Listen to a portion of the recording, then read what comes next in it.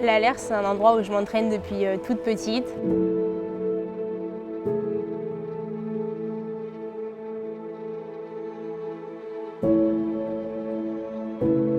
Mes premiers coups de pagaie, je devais avoir 7-8 ans. Aujourd'hui, je m'entraîne encore dessus, j'ai 21 ans et pourtant le plaisir est resté le même. Quand je navigue sur la Laire, c'est vraiment un retour aux sources. Et la Laire, c'est aussi la source du bassin, là où tout commence.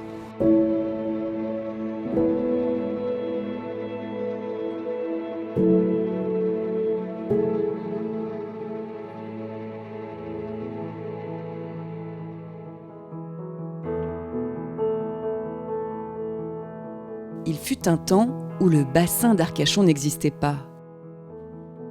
Une époque lointaine où la Laire et les rivières landaises plongeaient directement dans l'océan.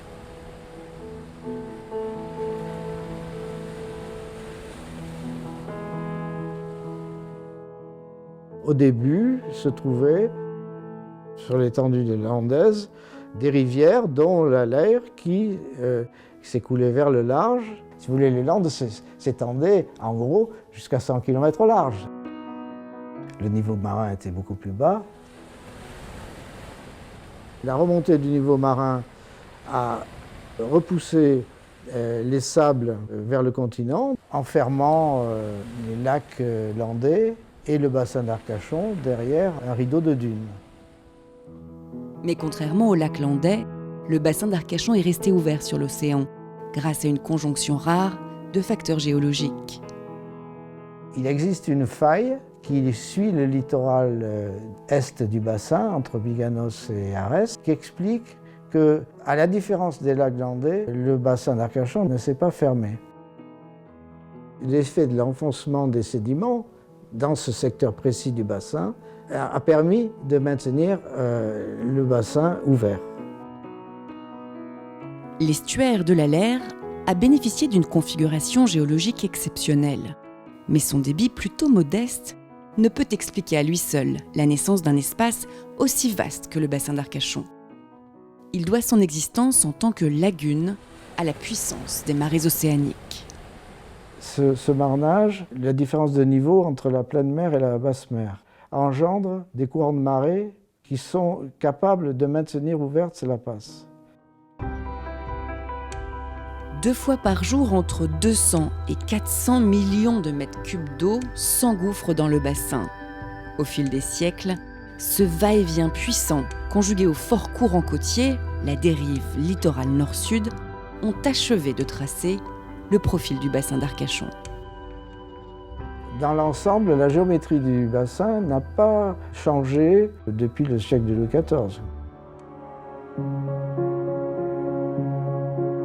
Entre l'époque romaine et l'époque mérovingienne, la dérive littorale pousse la dune côtière vers le sud.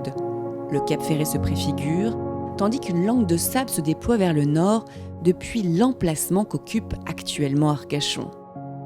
À l'époque médiévale, le bassin commence à offrir une configuration proche de celle qu'on lui connaît aujourd'hui. Si le Cap Ferret s'agrandit de plus en plus, la péninsule au sud disparaît au fil du temps, sous les assauts conjugués des courants de marée et des vents océaniques.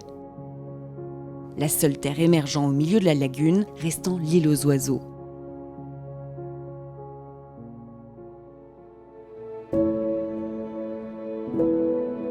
Cette petite mer intérieure, à la fois baie, estuaire et lagune, fait du bassin d'Arcachon un plan d'eau unique en France, un joyau de la nature. Le bassin d'Arcachon est un lieu de biodiversité exceptionnelle sur la côte atlantique française, avec cette richesse entre terre et mer, des eaux douces et des eaux océaniques.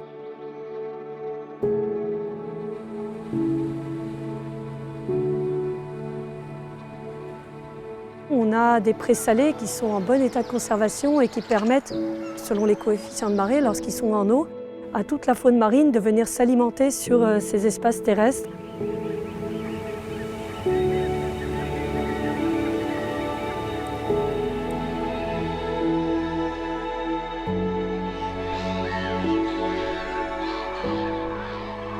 Et puis on est situé également sur un couloir de migration très important nord-sud pour les oiseaux.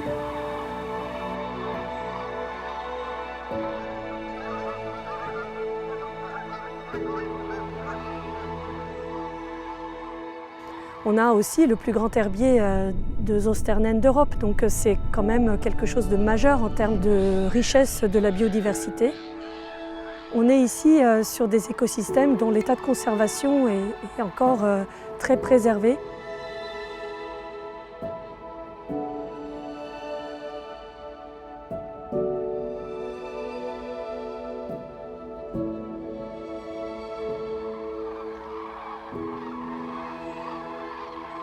Et puis, c'est important aussi pour les activités humaines qui dépendent de ces écosystèmes.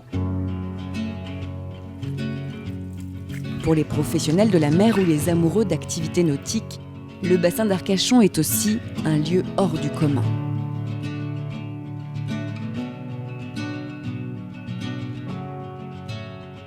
Alors, le côté magique du bassin, c'est quand il est surtout très calme, où c'est une mer d'huile, où il n'y a pas forcément beaucoup de bateaux. Tout simplement, c'est magnifique. Je ne verrai pas ostréiculteur ailleurs. On a une richesse qui n'est pas comparable à d'autres sites en France.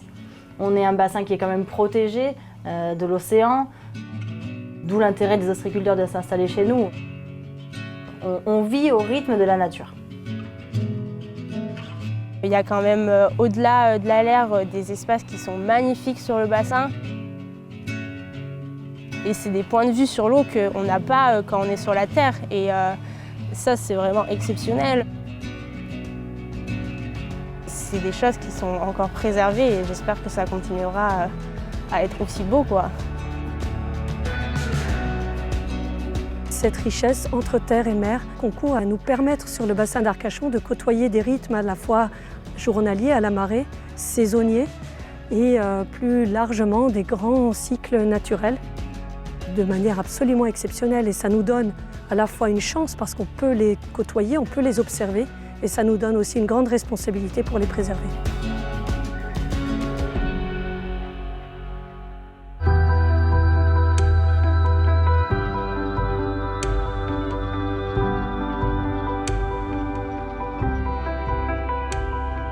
Effectivement, on a cette responsabilité environnementale et finalement, les enjeux principaux aujourd'hui, ça reste la gestion des eaux usées, ça reste la gestion des eaux pluviales, sur laquelle il faut encore travailler. On a beaucoup de travail sur ce sujet, notamment face au risque, le risque submersion marine, le risque érosion. Donc ça, ce sont des vrais sujets. Et tout ça avec un seul fil rouge, préserver la qualité de l'eau et faire en sorte de limiter notre empreinte dans le milieu.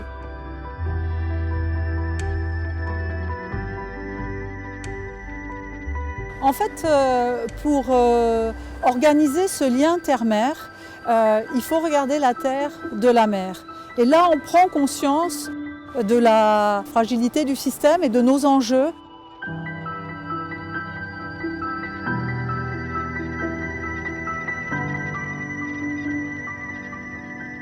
C'est ce lien terre-mer que nous devons apprendre à conjuguer pour concilier notre présence et la préservation de la qualité de l'eau.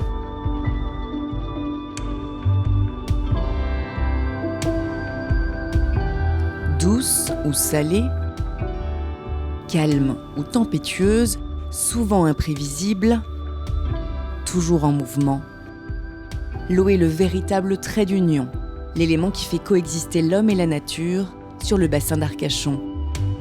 C'est à son contact qu'on mesure l'incroyable richesse, mais aussi la fragilité de ce lieu unique en France. C'est complètement un miracle, le bassin d'Arcachon, qu'on veut préserver, qu'on veut partager et qu'on veut préserver à la fois. Si l'histoire du bassin est liée à des facteurs essentiellement géologiques, son présent comme son avenir dépendent aussi de l'homme et de sa capacité à le préserver.